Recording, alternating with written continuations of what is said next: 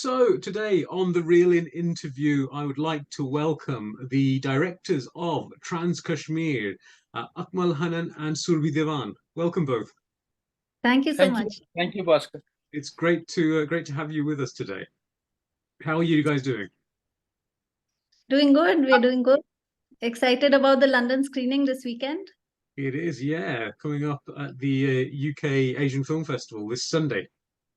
Yes, that's Yeah. right. So before we get into the film, you tell us a little bit about yourselves first. Kind of where did you grow up, and was filmmaking always on the agenda from an early age, or was this something that came to you kind of later on? And is it sort of specifically, say, in the case of Trans Kashmir, is it specifically the issues that have made you kind of want to make the film? So Surbhi, if you go first. Okay. Yeah, I grew up in Delhi. I'm still based in New Delhi.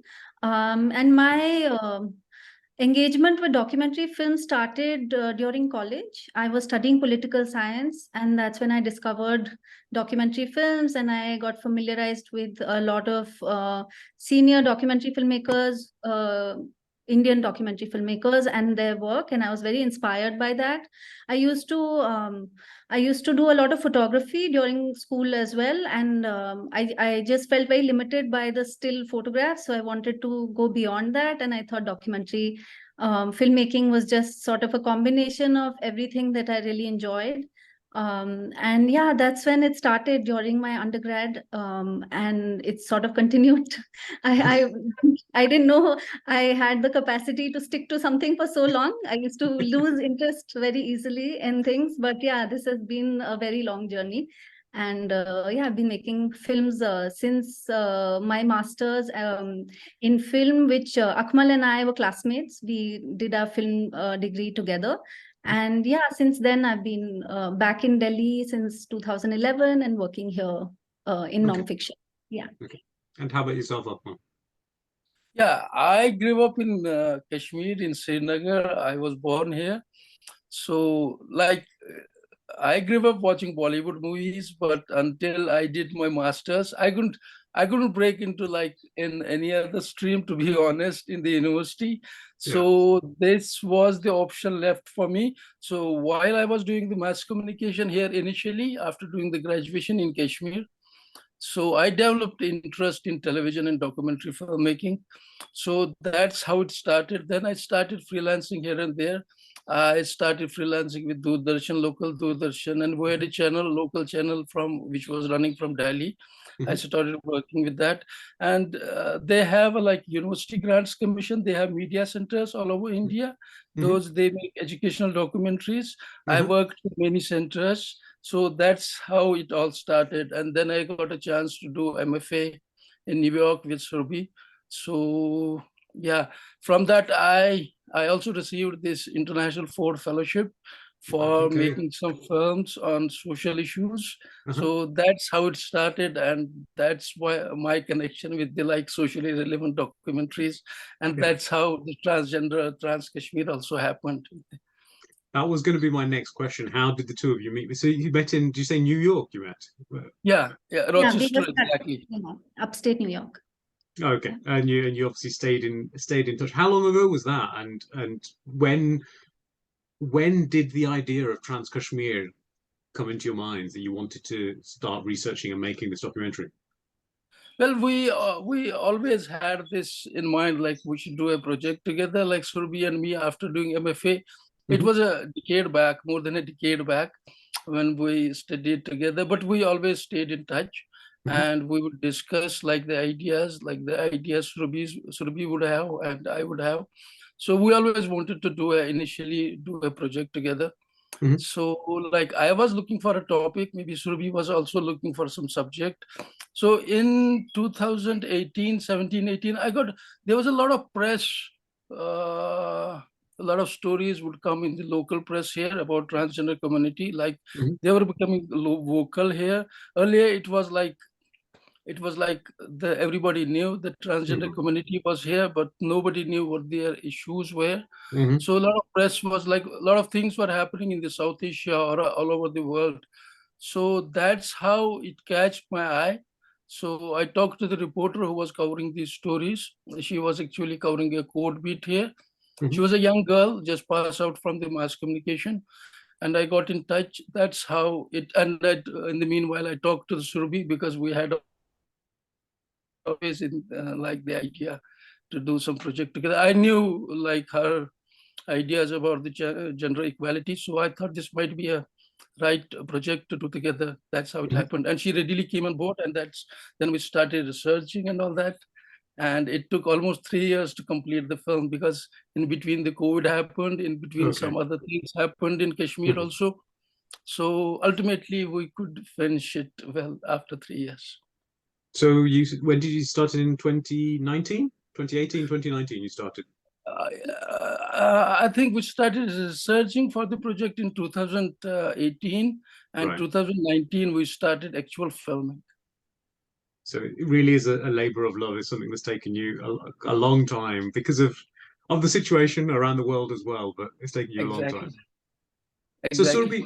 Surbhi, before when Akmal got in touch with yourself and asked about, raised this idea, what was your reaction? Did you have any sort of hesitation with it being about, I suppose a community that we don't, I think generally speaking, most people don't know, like Akmal said, the ins and outs of, we know the community is there, but we don't know what their issues are.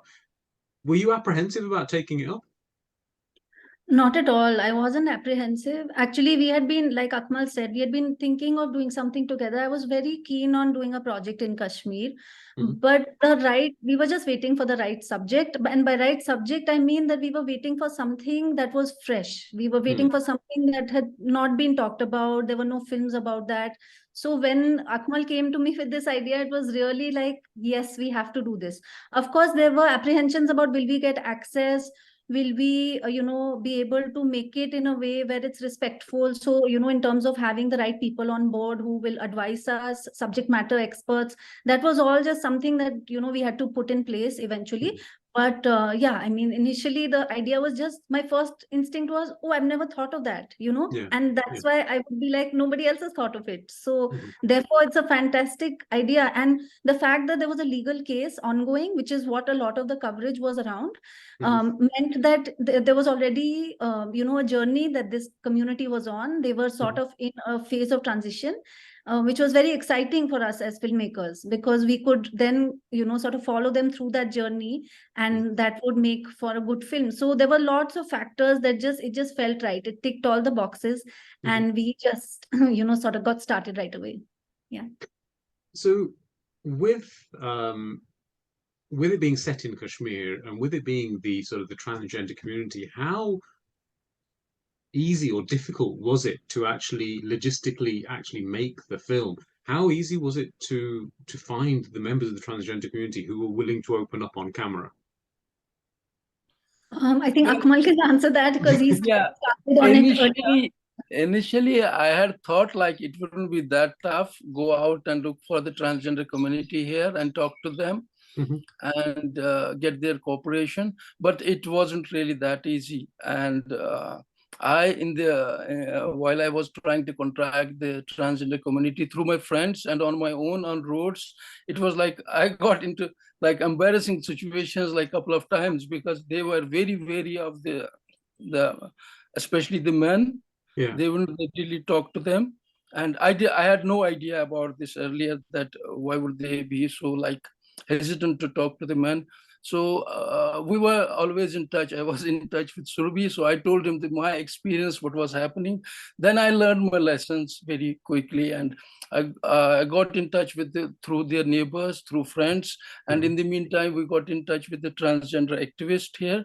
He was a great help. And that's how we finalized these 5 characters that feature in the film. But initially for me, it wasn't easy. When I met them, I would call Surbhi and make Surbhi talk to them. And because that time I knew they're more comfortable with the, not with the women, not with the men. But I'm happy in the end, I did develop a good rapport with all the community members we have in the film. And they have their reasons why they are like wary of the people or the society here. They have their valid reasons for that. And were there any issues with actually filming in Kashmir? Did you, in terms of getting permissions to film there, were there any issues with that, or with yourself being from Srinagar originally, was that a bit No, easier? it helped because I am from Srinagar, and most of the crew, except one of the cinematographers who was from Delhi, most of the crew were from Kashmir, and they know what's happening around. So they would take due like diligence, how to shoot, when to pack up, when to start shooting. In that sense, we didn't face any problems, any hurdles, but like we didn't get the permission to shoot from a drone. So that was kind of a security issues, but it didn't affect any our film in any way because we had some stock shots, and that helped. Otherwise, the COVID was there, like the hurdle. COVID did like we had to stop our shooting for like 6-7 months, even for a year, and some political upheavals also. Otherwise, it went smoothly. Okay. So did that, with COVID and the political situations, did that change the I suppose the structure of the documentary? Did you, obviously you had to amend it a little bit, but did that kind of vastly change what you had in mind before you started making it to the final product? For me, like it was, I didn't want like the touch the political aspect of the place, but somehow you cannot leave it out. You can't avoid it. You can't. Yeah. You cannot avoid it. It comes up. It will come up in the film. So, as you might have like noticed, it is there in the film. So. I don't know about Surbhi. She was like, for me, like that time, I thought she is more interested also what's happening in their lives because of the political situation. But I was like inclined towards avoiding the depicting the what's happening politically around. But it does show up in the film. I think I'd like to give complete credit to Akmal, because when we were filming, he was pushing us to film more and more during our first schedule, even though we had planned to go back many times and see them during the wedding season, which is when, the community comes alive, because all, their work revolves around weddings. But Akmal kept saying, let's get as much as we can now. And in retrospect, that was fantastic. Also, because I've heard from other people as well now, people who work in Kashmir, that, you never know. It's so unpredictable that you just get what you can in the moment, because you don't know what will bring. So in that sense, yeah, we managed to get a large chunk of the film in the very first go, and we couldn't film again for more than a year after that due to the abrogation and then COVID. So yeah, so and then in terms of, it also worked to our benefit, because in the film you see that passage of time, you see that the community goes through what they go through in those times, and it feels like we follow the journey for a longer time, which we wouldn't have done if there were no obstacles like that. So it worked in our benefit as well. Definitely. I actually thought at one point that maybe COVID was the driver that made you want to show the story of and how. So it surprised me when you said that this was all planned before COVID, and that was one of the road bumps. When it came to research for the film, how did you go about that? Because obviously there's a section in the film that talks about historically how the transgender community has been treated, like with the Mughals and that sort of thing. Where did you find that information? How easy or hard was it to find that? We had a lot of trouble initially. There's nothing on record. There's no documents. There's no documentation of their history, which is very unfortunate. And so we struggled initially, but we just sort of went with whatever was, just going by oral history. And then it was only during the post-production that we felt the need for more information, because we just felt like, their story is incomplete without really looking at the ancestors and where the previous generations came from and what happened to them. So it was really like trying to piece together the story without really having archival information. So then Akmal came up with the idea of speaking to a local historian, And we just did a phone conversation with him while we were editing the film, and then that's what ended up, apart from also doing research about the Hijra community in South Asia. There is Mm. documentation around that, but there's Sure. nothing specific to Kashmir. Mhm. So we just tried to complete the story with having that, that bit of the history. And, Sure. and what we've come to realize is that our film has become sort of the first document of Document. history around the community, because there's nothing like that. So we have academics from around the world now reaching out to us to watch the film, and they want to Wow. use, cite the film in their papers, because there Mhm. is very little information about them. Yeah. Mm. I want You to know, just, you know, sorry, I can go yeah. ahead. Yeah, the conversation with the historian, initially it was like just for the research. I was just talking to the people around. So we just felt it just would fit in the film properly. So, and it was really, the COVID was at its peak, so we didn't have to go there. And maybe the person I was talking to, he wasn't ready to talk in those COVID times. Sure. So I thought that was like, it added to the film. We are just using that conversation. It just fit like anything there. No, it definitely did. It definitely it gave it kind of gave more substance in a way, gave more of a background to the Yeah. struggles that the people featured in the film were facing. Um, Primarily, I think what I took away from the film is that it's a human story. It's a well, story is probably the wrong word, but it's a human account of how these the transgender community are managing. Um, and we touched upon the politics earlier. You said you didn't really want to talk about it too much, but I thought it was a very nice balance in the film because the focus was always on the community. Um, but was that a problem that you had during the edit? And with the both of you, did you have differing opinions on including the politics of Kashmir in, I mean, Akmal, we know that you didn't really want to include it. But Surbhi, what did you want to have maybe more politics in to try and explain the situation a bit better, or were you both on I the same think page?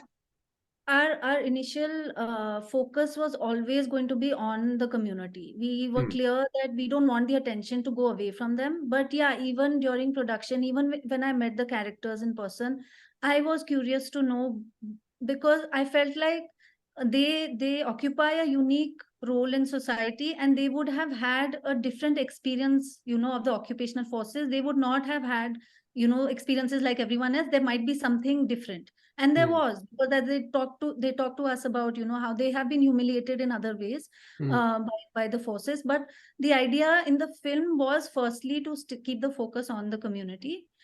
Secondly, yes, during the edit, the political situation had changed in the last 2 years before that. Hmm. So the priority was to maintain the safety of the cast and the crew. Sure. So Sure. we did have a legal counsel sort of review the film and advise us on how to make sure that, there's nothing that can come back to anyone, because, it's very comfortable for me to sit in Delhi and make editorial Yeah, choices, completely. but I had to be very mindful of that. And Akmal, of course, was very clear about, what is okay, what is not okay. And we also checked, like I said, from a lawyer to make sure that nobody gets into any kind of trouble, because that was not our motivation, in terms of we just wanted their story to go out as far and wide as possible, and we Hmm. didn't want any obstacle in that. So yeah, I just trusted Akmal on that, and we went ahead with, even the characters would get in touch with us closer to the release of the film and ask us, we don't remember what we said to you. Please make sure that, there's nothing that we said, because some things we said might not be okay to say now. So we made sure that, we did all that. We showed them Hmm. the film, and we took all those sort of precautions. And we managed to get a censor certificate, a universal censor certificate, and that also was a huge success. We were worried Hmm. about that. And again, even the CBFC sort of, the office told us that we want the film to go far and wide. That's why we're giving you a universal certificate. So in that sense, I feel like you said, we managed to hit that right balance. It's not like we are completely ignoring or sort of turning a blind eye to what is the situation on the ground. At the same time, our focus is on the community. You mentioned the census certificate.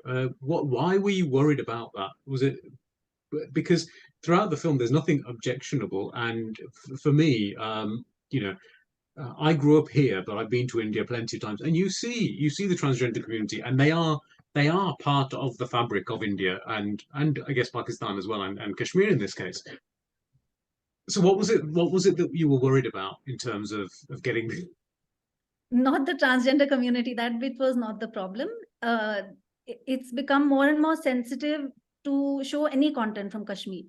right? And we face that issue. Even we've had a lot of academic screenings in India Mhm. recently, but at the same time, there are certain institutions who will show concern and who will not be willing to show the film despite the certificate, because there Okay. is a, yeah, it's a highly sensitive area right now.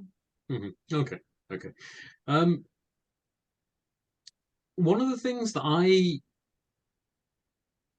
kind of thought, and I might be getting a little bit controversial here, I don't know if this was deliberate or not, but there's a mention in the film about where one of the characters, and I don't recall the name, forgive me, but it says that it's different. It's different for the transgender community in India. It's different for the transgender community in Pakistan, and we're here in Kashmir, and we've got a separate thing as well. And they also talk about not being male and not being female and being almost in the middle. Do you think there's a metaphor there for Kashmir kind of being in between the two countries and the transgender community being in between the two genders? Was that something that was deliberate, or is that something that I've just interpreted from the film? No, it's there. It's there. Of course, it's there. And uh, the in-betweenness also, I mean, it shows up in other spaces also, in other places in the story, in different layers of the story. And we were mindful of that. But yeah, it's something that we wanted the audience to infer and sort of, come up with. We didn't want to spell it out, but yeah, of Mhm. course, that is something we were aware of. Yeah. Even in terms of, like I said, that the transition happening within the community, because the characters you see now in this film, Mhm. unfortunately, Rishma passed away last year. She's not with Yeah. us anymore. And the others also are sort of the senior generation. There's a whole new generation that's come in. So the people we've documented and the time that we got them at was sort of, that era has passed almost. So yeah, it was an interesting time, and that plays in the different layers of the story. Was that a And conscious decision? Sorry, Akmal, you were saying. no, no, no. And the other thing on the surface of it, what the transgender community feels here, like they see like a lot of things happening in South Asia as far as the transgender community is concerned. Like transgender community is getting jobs and they're getting other rights also. So they feel like left out from like what's happening in like Bangladesh Mm. or other states of India or in Pakistan, because they are, as I said, they are well aware what's happening around in South Asia or in the world.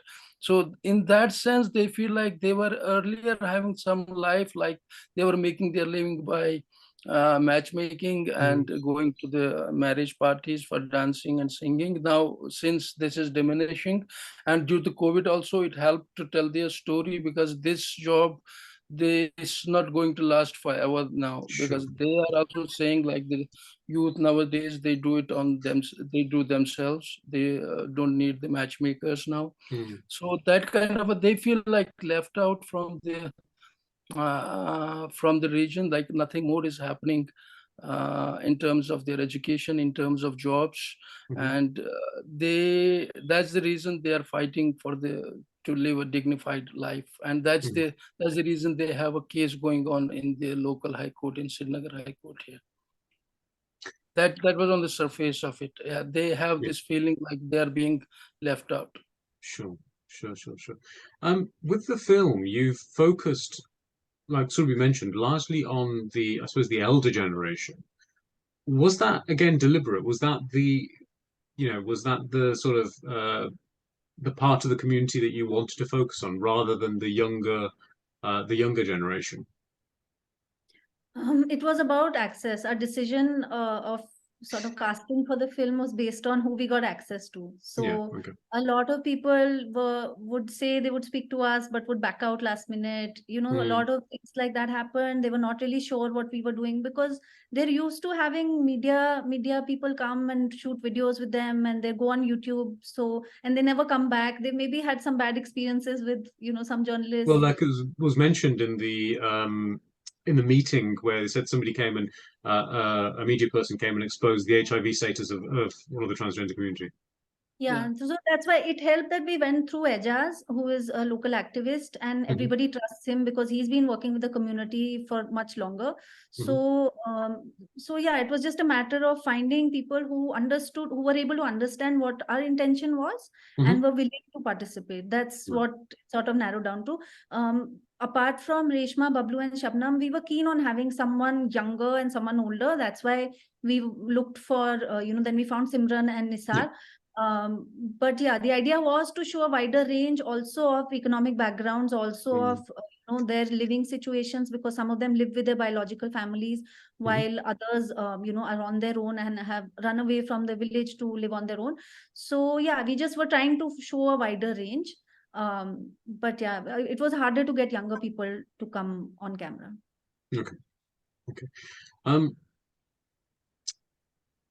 Going back to that meeting that I just referred to, one of the things that was mentioned there was almost, I suppose, a solution to the issues that they're facing is education.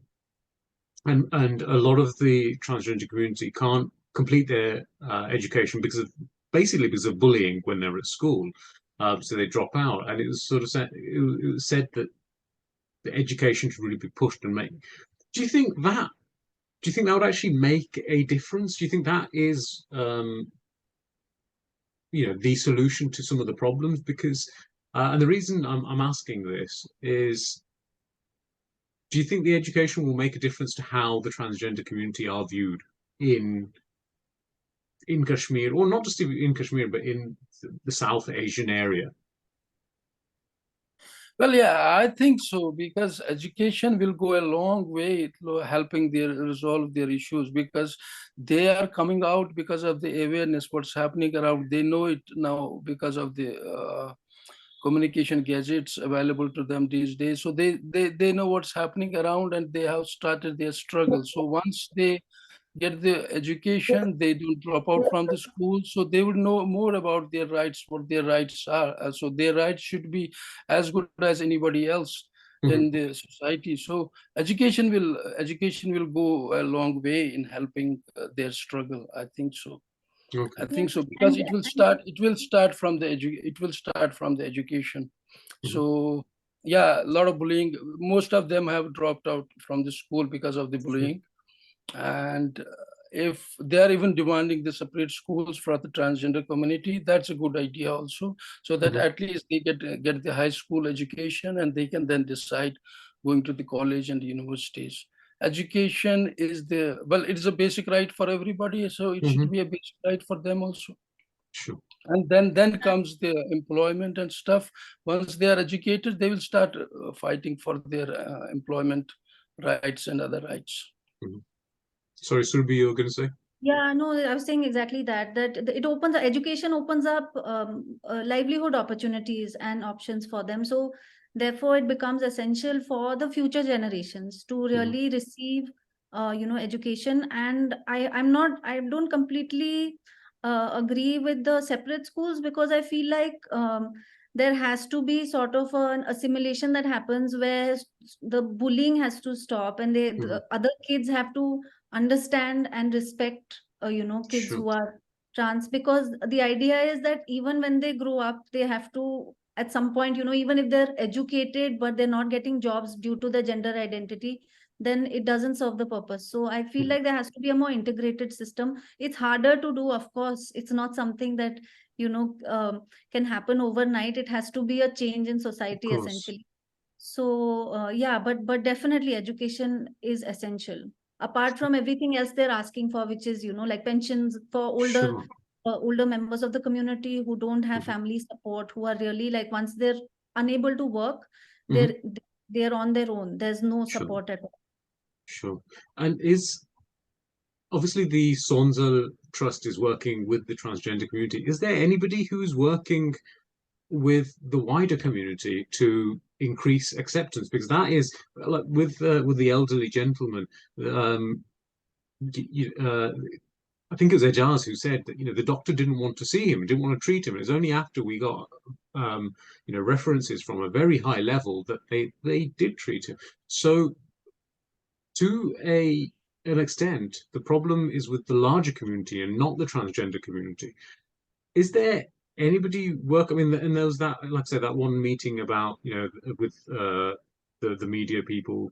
But are there any trusts or any communities working with maybe just in normal schools or generally with the community to increase understanding of the transgender community?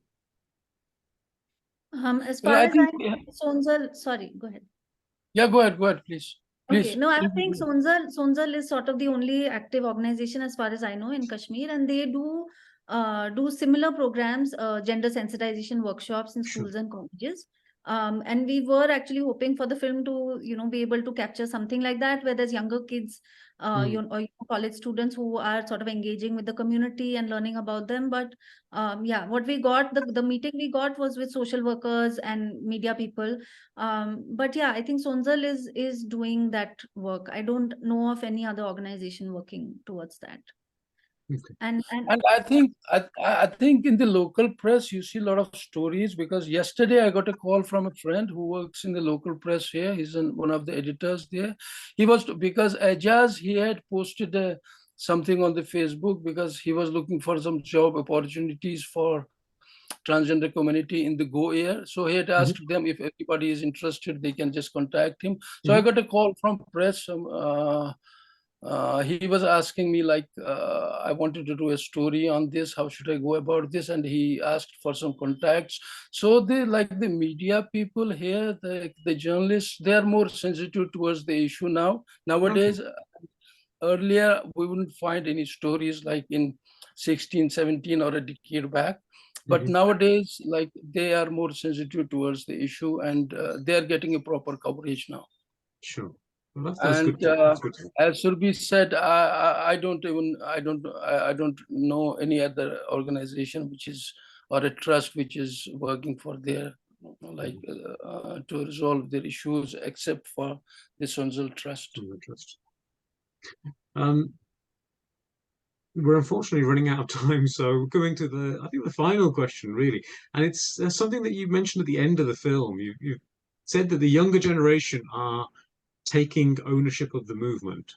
Can you tell us a little bit about that? What are they doing, and what are they doing differently, say, to the older generation? I think the biggest difference we've noticed is their visibility on social media.